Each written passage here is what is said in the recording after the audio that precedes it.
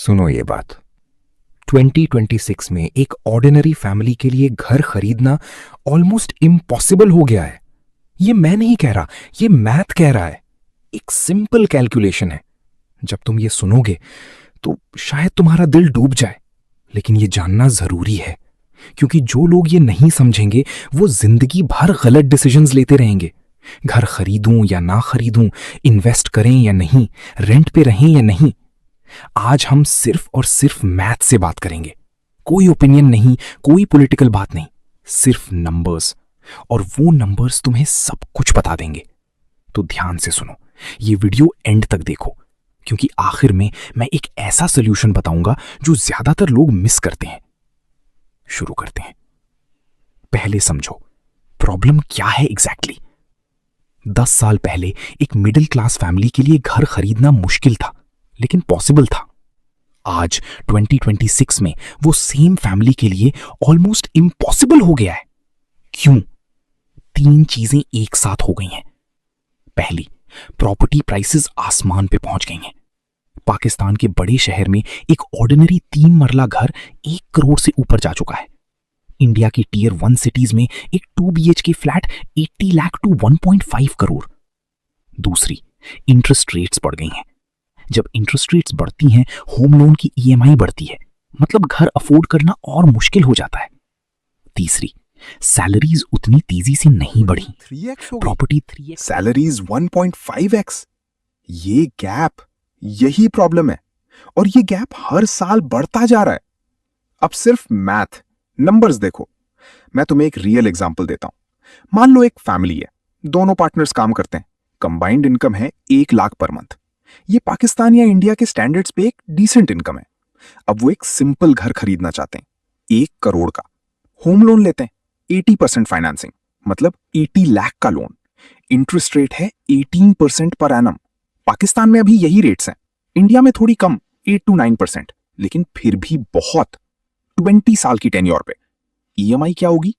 पाकिस्तान में 18% पे EMI होगी ऑलमोस्ट 1,28,000, मतलब फैमिली की पूरी इनकम भी काफी नहीं। इंडिया में 9% पे EMI होगी ऑलमोस्ट 72,000, मतलब इनकम का 72% सिर्फ EMI में जा रहा है। और बाकी 28,000 में खाना, बच्चों की स्कूल फीस, बिजली, ट्रांसपोर्ट, कपड़े, इमरजेंसी, सब कुछ। ये पॉसिबल नहीं है। और ये 1 करोड़ का घर है। कराची, लाहौर या मुंबई, दिल्ली में एक डिसेंट घर की प्राइस ये से काफी ज्यादा है। असली वजह ये समझना जरूरी है। पहली वजह, रियल एस्टेट इन्वेस्टमेंट।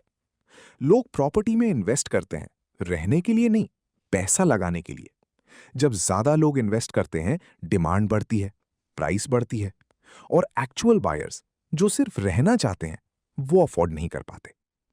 दूसरी वजह, लिमिटेड सप्लाई। सिटीज में जमीन लिमिटेड है और पॉपुलेशन बढ़ती जा रही है। डिमांड ज्यादा, सप्लाई कम, प्राइस बढ़ती है। तीसरी वजह, इन्फ्लेशन। कंस्ट्रक्शन मटेरियल महंगा हो गया, लेबर महंगा हो गया, जमीन महंगा हो गया। सब कुछ महंगा हुआ तो घर भी महंगा हुआ। चौथी वजह, स्पेक्यूलेशन।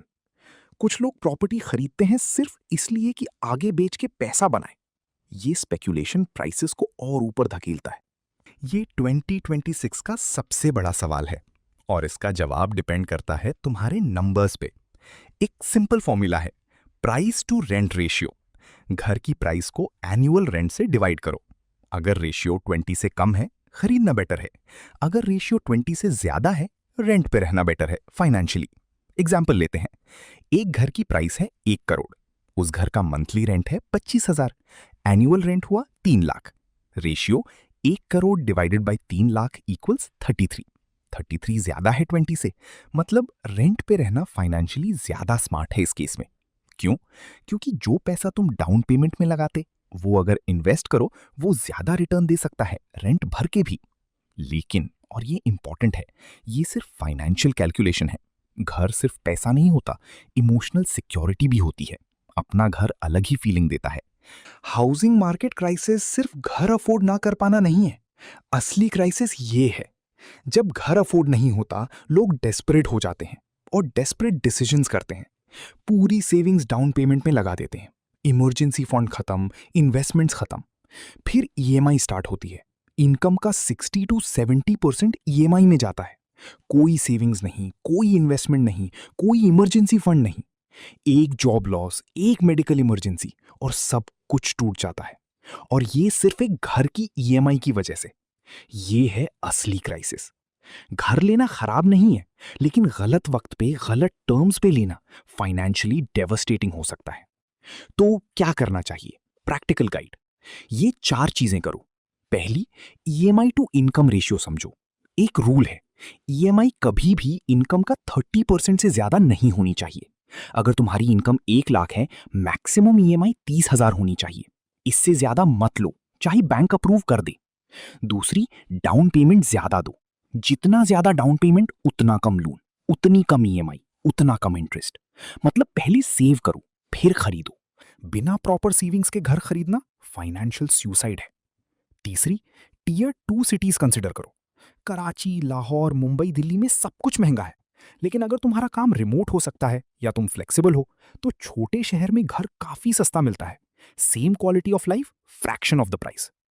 चौथी, इन्वेस्ट फर्स्ट, घर बाद में। ये कंट्रोवर्शियल लगता है, लेकिन मैथ यही कहता है। अगर तुम घर खरीदने की जगह वो पैसा इन्वेस्ट करो और रिटर्न ज्यादा है रेंट से, तो तुम फाइनेंशियली बेटर पोजीशन में हो। फिर जब काफी पैसा हो जाए, सोल्यूशन घर जो खरीदना लोग ज्यादा मिस करते sensible हैं। होगा। मैंने इंट्रो में कहा था कि एक सोल्यूशन बताऊंगा। ये है वो सोल्यूशन। ज्यादातर लोग हाउसिंग मार्केट क्राइसिस को एक बाइनरी चॉइस समझते हैं, या तो घर खरीदो या रेंट पे रहो।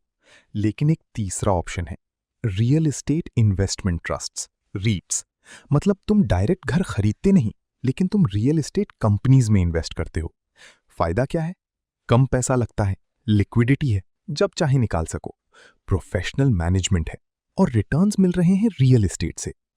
2026 में ये ऑप्शन एशिया में भी अवेलेबल हो रहा है।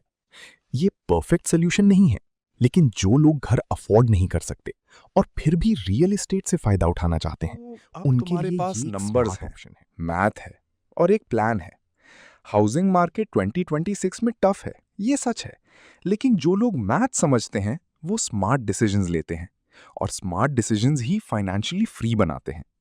एक काम आज करो, अपनी इनकम कैलकुलेट करो, 30% निकालो, वो तुम्हारी मैक्सिमम सेफ ईएमआई है। फिर देखो क्या कोई घर इस ईएमआई पे अफोर्ड होता है तुम्हारे शहर में। जवाब तुम्हें अपना नेक्स्ट स्टेप बता देगा।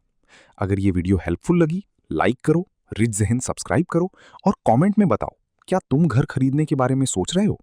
तब तक अपना ख्याल रखें। अल्लाह हाफिज।